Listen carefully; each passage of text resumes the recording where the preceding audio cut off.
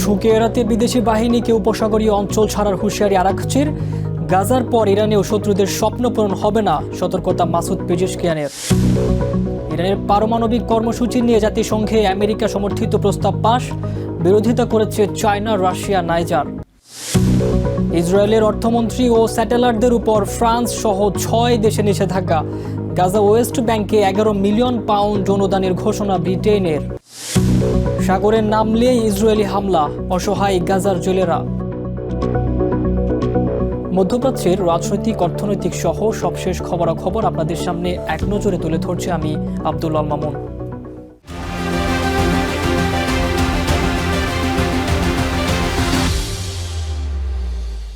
Hormuz প্রণালীতে US Apache helicopter বিধ্বস্তের ঘটনায় ইরানে ইউএস বাহিনীর হামলার কড়া প্রতিক্রিয়া জানিয়েছে তেহরান। মধ্যপ্রাচ্যের 3 দেশে আমেরিকার ঘাঁটি লক্ষ্য করে আবারও পাল্টা হামলা চালিয়েছে ইরান। একই সাথে বুধবার ইরানের পররাষ্ট্রমন্ত্রী আব্বাস আরাকচি সতর্ক করে বলেছেন, ইরানের সীমান্তের কাছাকাছি থাকা বিদেশি বাহিনীগুলো দুর্ঘটনা বা ক্রস ফায়ারের কারণে প্রতিনিয়ত ঝুঁকির মধ্যে রয়েছে। এই ঝুঁকি এড়াতে তাদের ওই অঞ্চল ছেড়ে চলে যাওয়াই সবচেয়ে ভালো সমাধান। নিরাপদ থাকতে চাইলে শত্রু বাহিনীকে উপসাগরীয় অঞ্চল ছেড়ে যেতে হবে বলেও কড়া হুঁশিয়ারি দেন ইরানের পররাষ্ট্রমন্ত্রী। মধ্যপ্রাচ্যের আকাশে আবারও যুদ্ধের দামামা। ইউএস সামরিক ঘাঁটিগুলো লক্ষ্য করে একের পর এক ধেয়ে যাচ্ছে ইরানের ব্যালিস্টিক মিসাইল ও আত্মঘাতী ড্রোন। জর্ডান, কুয়েত এবং বাহরাইনে থাকা আমেরিকান সামরিক ঘাঁটিতে এই শক্তিশালী হামলা চালিয়েছে ইরানের ইসলামিক রেভলিউশনারি গার্ড কর্পস বা আইআরজিসি। বুধবার ইরানের রাষ্ট্রীয় টেলিভিশনে প্রচারিত আইআরজিসির খাতা মুআম্বিয়া সদর দপ্তরের বিবৃতিতে বলা হয়, হেলিকপ্টার দুর্ঘটনার অজুহাতে ইরানের দক্ষিণাঞ্চলে আমেরিকান আগ্রাসনের জবাবে এই শক্তিশালী অভিযান চালানো হয়েছে। ইউএস বাহিনীকে মনে রাখতে হবে, পুনরায় কোনো আগ্রাসন চালানো হলে আরও ব্যাপক ও মারাত্মক হামলা চালানো হবে। ইরানের পররাষ্ট্র মন্ত্রণালয়ের মুখপাত্র ইসমাইল বাঘেই বুধবার তেহরানে এক সংবাদ সম্মেলনে বলেন, দেশের সুরক্ষায় ইরানের সশস্ত্র বাহিনী যে কোনো মুহূর্তে শত্রুর বিরুদ্ধে কঠোর জবাব দিতে প্রস্তুত এবং এতে তারা বিন্দুমাত্র দ্বিধাবোধ করবে না। রাষ্ট্র পরিচালনায় প্রয়োজন অনুযায়ী কখনো কূটনীতি, আবার কখনো সামরিক সক্ষমতার উপর নির্ভর করেই ইরান তার সার্বভৌমত্ব রক্ষা করবে বলে তিনি স্পষ্ট বার্তা দেন। আমাদের সশস্ত্র বাহিনী গতরাতে দেখিয়েছে যে দেশের প্রতিরক্ষায় তারা বিন্দুমাত্র দ্বিধা করবে না। আমরা কূটনীতির ভাষা পছন্দ করি, তবে ওয়াশিংটন পরস্পর বিরোধী বার্তা দিয়ে এবং বারবার যুদ্ধবিরতি লঙ্ঘন করে এই কূটনৈতিক প্রক্রিয়াকে বাধাগ্রস্ত করছে। একই সাথে জায়নবাদী শাসক গোষ্ঠীও লেবাননের যুদ্ধবিরতি লঙ্ঘন করে পরিস্থিতি জটিল করছে। এদিকে সামাজিক মাধ্যম এক্সে দেয়া পোস্টে আমেরিকান বাহিনীকে সরাসরি অঞ্চল ছাড়ার আলটিমেটাম দিয়েছেন ইরানের পররাষ্ট্রমন্ত্রী আব্বাস আরাকচি। তিনি স্পষ্ট জানান, নিরাপদ থাকতে চাইলে এই অঞ্চল ছাড়তে হবে। পারস্য উপসাগরের ইতিহাস বহিরাগত আগ্রাসনকারীদের জন্য কখনোই সুখকর ছিল না। এই সংঘাতের সূত্রপাত গত মঙ্গলবার। প্রেসিডেন্ট ডোনাল্ড ট্রাম্প দাবি করেন, হরমুজ প্রণালীর কাছে আমেরিকার একটি অ্যাপাচি হেলিকপ্টার ভূপাতিত করেছে ইরান। এর জবাবে ওই দিনই সেন্টকমের নির্দেশে ইরানের বিমান প্রতিরক্ষা ব্যবস্থা, গ্রাউন্ড কন্ট্রোল স্টেশন এবং রাডার সাইট লক্ষ্য করে ব্যাপক বিমান ও ক্ষেপণাস্ত্র হামলা চালায় ইউএস বিমান ও নৌবাহিনী। ইরানের সিরিক বন্দর এবং কেশম দ্বীপে এই হামলা চালানো হয়। ওয়াশিংটনের এই দাবির প্রেক্ষিতেও স্পষ্ট বার্তা দিয়েছেন ইরানের পররাষ্ট্রমন্ত্রী। নিজের এক্স হ্যান্ডেলে পৃথক পোস্টে তিনি বলেন, ইরানের ভূখণ্ডের কাছাকাছি থাকা বিদেশি বাহিনীগুলো মানুষের ভুল, দুর্ঘটনা বা ক্রসফায়ারের কারণে প্রতিনিয়ত ঝুঁকির মধ্যে রয়েছে। এই ঝুঁকি এড়াতে তাদের ওই অঞ্চল ছেড়ে চলে যাওয়াই সবচেয়ে ভালো সমাধান। নিজিয়া জামি, টিভিএন 24 নিউজ ডেস্ক। তেহরান ওয়াশিংটনের পাল্টাপাল্টি সামরিক সংঘাতের পর ইরানের প্রেসিডেন্ট মাসুদ পেজেশকিয়ান বলেছেন, হুমকি দিয়ে কোনোভাবেই ইরানকে আত্মসমর্পণ করানো যাবে না।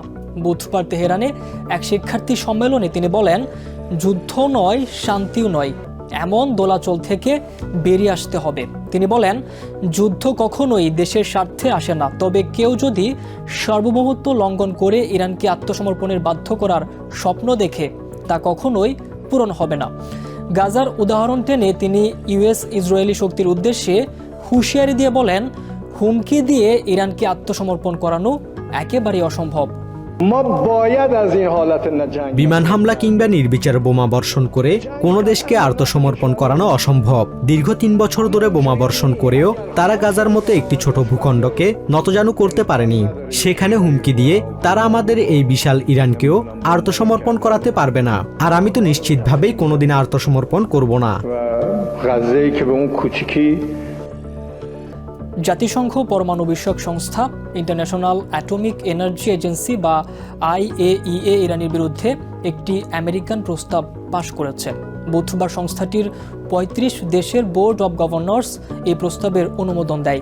প্রস্তাবে ইরানকে সব সমৃদ্ধ ইউরেনিয়ামের মজুদ ঘোষণা করতে এবং আন্তর্জাতিক পরিদর্শকদের তা যাচাইয়ের অনুমতি দেওয়ার নির্দেশ দেওয়া হয়েছে। তবে চায়না, রাশিয়া ও নাইজার এই প্রস্তাবের বিপক্ষে ভোট দিয়েছে। এছাড়া 10টি দেশ ভোটদানে বিরত ছিল। গত বছর ইউএস ইসরায়েলের হামলায় ইরানের পারমাণবিক কেন্দ্রগুলো ক্ষতিগ্রস্ত হলেও অস্ত্র তৈরির উপযোগী অধিকাংশ ইউরেনিয়াম এখনও অক্ষত রয়েছে বলে ধারণা করা হচ্ছে। IAEA এর এই প্রস্তাবকে বরাবরের মতোই একপাক্ষিক ও সাম্রাজ্যবাদী আমেরিকান স্বার্থ রক্ষার পদক্ষেপ বলে প্রত্যাখ্যান করেছে তেহরান। অধিকৃত ওয়েস্ট ব্যাংকে প্যালেস্টিনিয়ানদের উপর উগ্রপন্থী ইসরায়েলি বসতি স্থাপনকারীদের সহিংসতা ও অর্থায়ন বন্ধে কঠোর অবস্থান নিয়েছে পশ্চিমা বিশ্ব। মঙ্গলবার ইসরায়েলের বিরুদ্ধে যৌথভাবে নিষেধাজ্ঞার ঘোষণা দিয়েছে Britain, France, Australia, New Zealand, Canada এবং নরওয়ে। একই সাথে প্যালেস্টিনিয়ান ভূখণ্ডে ইসরায়েলিদের অবৈধ অর্থনৈতিক কর্মকাণ্ডে যুক্ত না হতে নিজ দেশের নাগরিকদের সতর্ক করেছে ব্রিটেন। অন্যদিকে ফ্রান্স আরও এক ধাপ এগিয়ে নিজেদের ভূখণ্ডে প্রবেশে ইসরায়েলের উগ্রপন্থী অর্থমন্ত্রী বেজালেল স্মোটরিচকে নিষিদ্ধ ঘোষণা করেছে। ওয়েস্ট ব্যাংকের রেকর্ড হারে অবৈধ বসতি সম্প্রসারণ এবং প্যালেস্টিনিয়ানদের ওপর উগ্রপন্থী ইসরায়েলিদের সহিংসতা বৃদ্ধির প্রতিবাদে এবার একজোট হয়েছে পশ্চিমা 6 দেশ। Britain, France, Australia, New Zealand, Canada এবং নরওয়ে যৌথভাবে বসতি স্থাপনকারীদের সহযোগিতা ও পৃষ্ঠপোষকতাকারীদের ওপর ব্যাপক নিষেধাজ্ঞা জারি করেছে। মঙ্গলবার ব্রিটেনের সরকারি ওয়েবসাইটে প্রকাশিত বিবৃতিতে বলা হয়, ওয়েস্ট ব্যাংকে প্যালেস্টিনিয়ানদের উপর হামলা চালানো উগ্রপন্থী দলগুলোকে যারা অর্থায়ন এবং মদত দিচ্ছে তাদের আর্থিক নেটওয়ার্ক ধ্বংস করতেই এই পদক্ষেপ। নিষেধাজ্ঞার তালিকায় ইসরায়েলের দ্য ফার্মস অ্যাসোসিয়েশন, আহভাদ গিলাদ, আরি ইশাক, আর জেনু এবং ইতামার ইহুদা লেভি সহ বেশ কয়েকটি কট্টরপন্থী সংগঠন ও ব্যক্তির নাম রয়েছে। এদিকে পার্লামেন্টে ব্রিটেনের পররাষ্ট্রমন্ত্রী ইয়েভেট কুপার কড়া হুঁশিয়ারি দিয়ে বলেন, ইসরায়েলিদের এই অবৈধ বসতি স্থাপন ও সহিংসতা দুই রাষ্ট্র সমাধানের পথে সবচেয়ে বড় অন্তরায়। পাশাপাশি ব্রিটিশ নাগরিক ও ব্যবসায়ীদের ওয়েস্ট ব্যাংকের অবৈধ ইসরায়েলি বসতিতে যে কোনো ধরনের আর্থিক লেনদেন বা ব্যবসায়িক কর্মকাণ্ড থেকে বিরত থাকার আহ্বান জানান তিনি। প্যালেস্টিনিয়ানদের থেকে কেড়ে নেওয়া জমিতে উগ্রপন্থীরা মুনাফা লুটবে তা হতে দেয়া যায় না বলে কড়া মন্তব্য করেন ইয়েভেট কুপার। এছাড়া গাজায় পুনরুদ্ধার কার্যক্রমে সহায়তার অংশ হিসেবে মাইন অপসারণের জন্য 1 মিলিয়ন পাউন্ড এবং প্যালেস্টিনিয়ান অথরিটির আর্থিক সংকট মোকাবেলায় 10 মিলিয়ন পাউন্ড অনুদানের ঘোষণা দিয়েছে ব্রিটেন। অন্যদিকে সবচেয়ে বড় ধাক্কাটি দিয়েছে ফ্রান্স। ওয়েস্ট ব্যাংক দখল এবং গাজায় পুনরায় ইসরায়েলি উপনিবেশ গড়ার উস্কানি দেওয়ার অভিযোগে ইসরায়েলের অতি ডানপন্থী অর্থমন্ত্রী বেজালেল স্মোটরিচের উপর ফ্রান্সের ভূখণ্ডে প্রবেশে নিষেধাজ্ঞা জারির কথা জানিয়েছেন দেশটির পররাষ্ট্রমন্ত্রী জানুয়েল বারো। একই সাথে 21 জন সহিংস ইসরায়েলি এবং 4 জন বসতি স্থাপনকারী নেতার উপরেও এই নিষেধাজ্ঞা দিয়েছে প্যারিস। আন্তর্জাতিক সম্প্রদায় দুই রাষ্ট্র সমাধানে দৃঢ় প্রতিশ্রুতিবদ্ধ বলেও জানান ফ্রান্সের পররাষ্ট্রমন্ত্রী। Saif Rakib, TVN 24 news desk. গাজায় যুদ্ধবিরতি কার্যকর হলেও কাটেনি মৎস্যজীবীদের জীবন সংকট। সাগরে ইসরায়েলি নৌবাহিনীর অব্যাহত গোলাবর্ষণ আর কঠোর নিষেধাজ্ঞার কারণে অবরুদ্ধ উপত্যকাটিতে মাছের উৎপাদন নেমে এসেছে শূন্যের কোটায়। যুদ্ধের আগে যেখানে প্রতিদিন আহরণ হতো 15 থেকে 20 টন মাছ, সেখানে এখন পুরো মাসেও মিলছে না 15 টন। ফলে সাগরের এই অবরুদ্ধ দশার কারণে গাজায় নতুন করে দেখা দিয়েছে খাদ্য সংকট এবং চরম পুষ্টিহীনতা, যার শিকার হচ্ছে হাজার হাজার শিশু। চারদিকে সারি সারি শরণার্থীর তাঁবু, আর তারই মাঝে পড়ে আছে যুদ্ধের ক্ষতে বিধ্বস্ত হওয়া অসংখ্য মাছ ধরার নৌকা। অবরুদ্ধ গাজা উপত্যকার বন্দরগুলোর বর্তমান চিত্র এটি। শত প্রতিকূলতার মাঝেও ছেঁড়া জাল বুনে ভাঙা নৌকা নিয়ে সাগরে যাওয়ার প্রস্তুতি নিচ্ছেন জেলেরা। কারণ বাপদাদার আমল থেকে চলে আসা এই পেশা ছাড়া আর কোনো বিকল্প জানা নেই তাদের। তবে এখন সাগরে মাছ ধরা মানেই নিশ্চিত মৃত্যু অথবা বন্দিশালা। এখানকার জেলেরা এই পেশাতেই অভ্যস্ত হয়ে গেছে, আমাদের আর কোনো বিকল্প নেই। বেশিরভাগ জেলেরই অন্য কোনো ব্যবসা বা আয়ের উৎস নেই। মৃত্যু আর এই কঠোর অবরোধের পরও একজন জেলে অন্য কোনো কাজ করতে পারবে না, কারণ সে এই একটি কাজই সারা জীবন শিখেছে।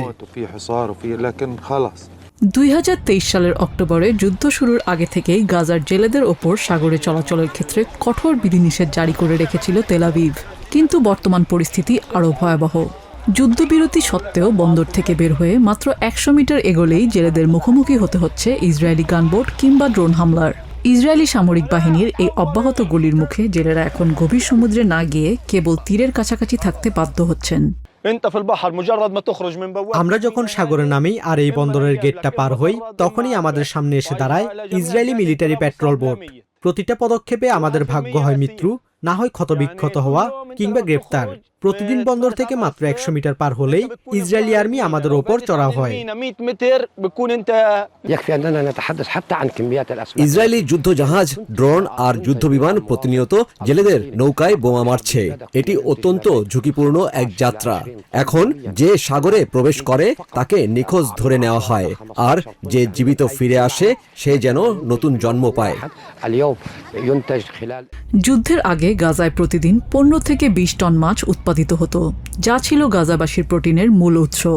অথচ এখন পুরো মাস মিলিয়েও উৎপাদন 15 টনের বেশি হচ্ছে না। অর্থাৎ যা আগে একদিনে ধরা পড়ত তা পেতে এখন পার হয়ে যাচ্ছে পুরো 1 মাস। ফলে গাজায় পুষ্টিহীনতা ও খাদ্য সংকট চরম আকার ধারণ করেছে। জাতিসংঘের তথ্য মতে কেবল এপ্রিল মাসেই 3500 শিশু তীব্র পুষ্টিহীনতার শিকার হয়ে হাসপাতালে ভর্তি হয়েছে। নিজিয়া জামি, টিভিএন 24 নিউজ ডেস্ক। এক নজরে প্রতিদিন মধ্যপ্রাচ্যের খবর জানতে চোখ রাখুন টিভিএন 24 নিউজ নেটওয়ার্কের ইউটিউব ও ফেসবুক পেজে। নিউ ইয়র্ক থেকে সম্প্রচারিত টিভিএন 24 টেলিভিশন বিশ্বজুড়ে বাঙালির কণ্ঠস্বর।